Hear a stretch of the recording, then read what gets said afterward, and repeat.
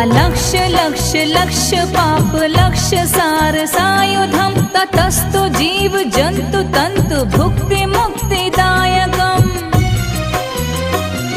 विरंचि विष्णु शंकर स्वकीय धाम वर्मदे त्वदीय पाद पंकजं नमामि देवी नर्मदे त्वदीय पाद पंकजं नमामि देवी नर्मदे। नमामि